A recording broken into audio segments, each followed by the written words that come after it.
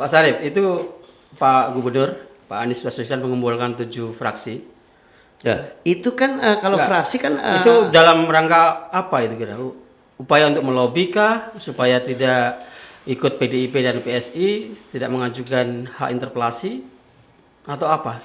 kalau DPR dan eksekutif dan legislatif itu kan hal biasa. Ya setiap hari ada rapat. Ya tiap hari A, B, C, komisi-komisi semua fraksi-fraksi itu kan hal biasa eksekutif dan legislatif. Tentunya itu kan sambil menjelaskan juga. Belum saatnya apa yang nanti disampaikan Pak Bang Ferdinand tadi keterkaitan masalah ini A, B, C kemana transfer kemana belum saatnya. Nanti Pak Anies sendiri akan menyampaikan ke semua, semuanya publik tahu. Ya, Kenapa tidak sekarang ketika Formula E menjadi polemik di masyarakat? Kenapa tidak menjelaskan sekarang? ada saatnya. Kalau Pak Anies itu ada saatnya akan dijelaskan. Seperti kemarin dipanggil KPK, dia no comment, tapi ada saatnya dia gentleman datang ke KPK.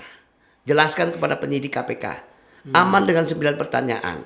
Ada saatnya kalau Pak Anies selalu matang sekali dalam bekerja. Ya, setelah matang sekali baru disampaikan. Begitu. Kalau yang lain kadang-kadang dipanggil KPK aja lari-lari sini, tapi hadapi dengan secara gentleman. Ya, menjelaskan. Kalau nanti terkait masa penjelasan Pak Anies betul atau tidak, nantilah kita lihat penyidiknya.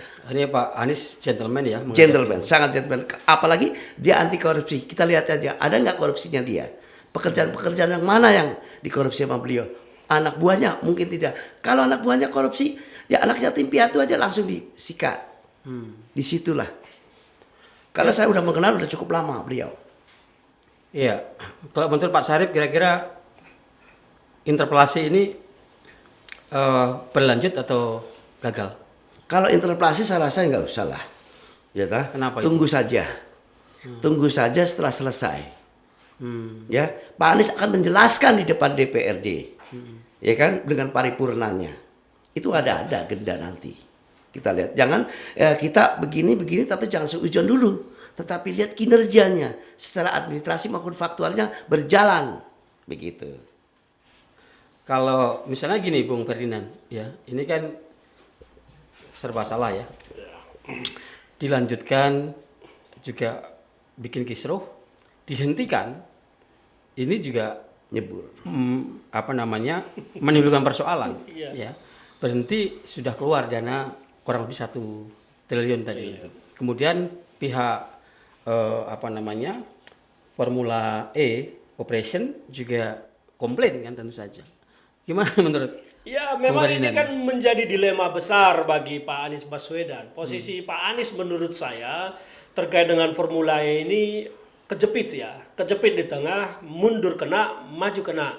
Itu menurut penilaian saya. Kenapa saya bicara seperti itu? Kalau ini dihentikan, dinyatakan kemarin stop, berhenti, tidak dilaksanakan lagi, maka kemudian BPK bisa masuk dan mengambil kesimpulan apakah agenda ini telah mengakibatkan kerugian negara atau tidak. Itu harus dipertanggungjawabkan. Harus dipertanggungjawabkan ya, karena korupsi itu kan tidak selalu memperkaya diri sendiri, memperkaya orang lain pun kan itu adalah bagian dari korupsi. Nah, diteruskan pun ini akan menjadi menurut saya akan menjadi polemik besar ke depan. Bahkan potensi masalahnya justru akan bertambah besar. Nah, apakah ada sponsor yang kemudian mau membiayai sebuah event sebesar ini anggarannya untuk rugi? Karena sudah pasti rugi. Kalau itu berani kita menyatakan pasti rugi, tidak akan untung. Secara ekonomi ya, hitung-hitungan ekonomi, pasti akan rugi. Nah, saya pikir tidak akan ada sponsor yang mau rugi dalam zaman seperti ini, apalagi di tengah pandemi, bisnis sulit segala macam, orang buang uang untuk sesuatu yang tidak menghasilkan. Nah, inilah dilemanya. Makanya saya bilang bahwa kemungkinan besar Pak Anies Baswedan akan menggunakan kembali kewenangannya menempatkan anggaran dari APBD ke sana.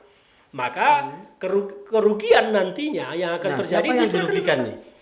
Yang dirugikan tentunya adalah masyarakat yang seharusnya bisa menikmati uang itu untuk mensejahterakan dan membantu masyarakat yang sedang kesulitan. Seperti yang saya sampaikan tadi, data menyatakan bahwa penduduk miskin Jakarta bertambah menjadi 500.000 lebih.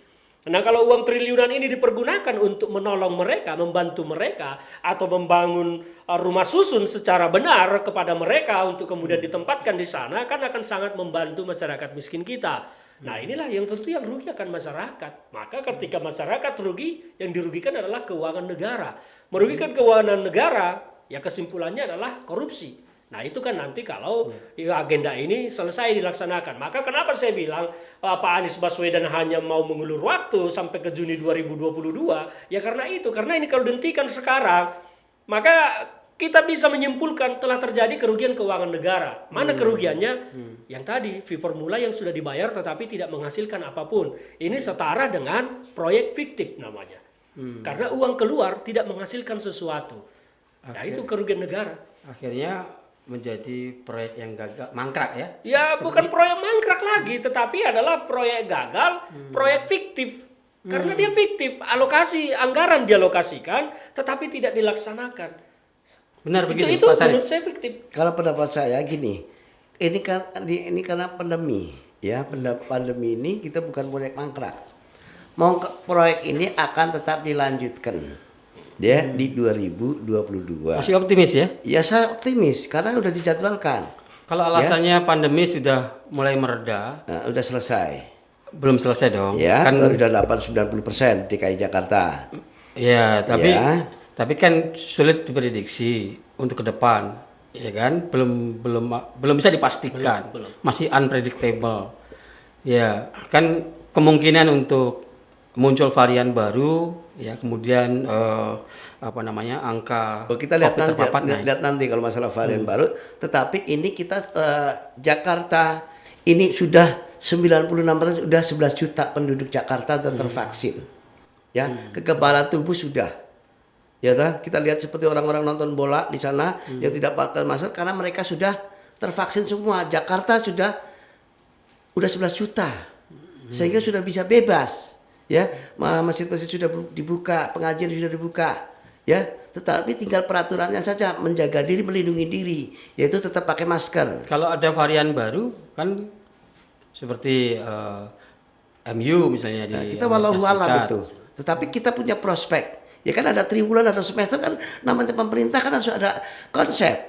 Kita mengkonsep triwulan berapa, semester apa ke depan 2022 laksanakan. Kan direvisi Kan lagi begitu. ya nanti. Iya. Diundur lagi. Ya, kita bukan awang-awang, tapi udah terkonsep. Begitu. Diundur lagi tapi sebelum 2024. Ya, Pak Anies saja Seandainya 2022 bulan Oktober kan sudah selesai. iya. Tetap akan dilaksanakan di 2022. Begitu, agar tidak meninggalkan jejak. Ya toh? Saya yakin komitmen Pak Anies Baswedan tetap anti korupsi. Bahkan dia membantu semuanya. Keterkaitan masalah untung rugi, siapa yang diuntungkan secara ekonomi, karena semua di dunia ini sedang merugi. Ya, keuntungan untuk bangsa dan negara kita. Ya ini keuntungan dari Formula E itu apa sih sebenarnya? Kalau menurut Pak Anies kan diharapkan ada pendapatan 1,2 Keuntungan triliun. di Tetapi Formula E, ada data pembanding ya, misalnya di beberapa negara penyelenggaraan Formula E justru mengalami kerugian gitu. Nah ini gimana tanggapan Pak Sarif? keuntungan Formula E, kita udah habis stuck ekonomi ya. Kalau diselenggarakan di Jakarta membangkitkan semua sektor pariwisata. Hotel-hotel berbeda. Mereka yang sudah mulai kerugian bisa tertutupi. Ya, dari pariwisata, kuliner-kuliner semua bisa tertutupi dengan ajang itu. Karena tamu-tamu dari seluruh dunia akan datang menikmati di hotel-hotel karena kemarin habis stuck. Itu keuntungan untuk memulihkan perekonomian Indonesia.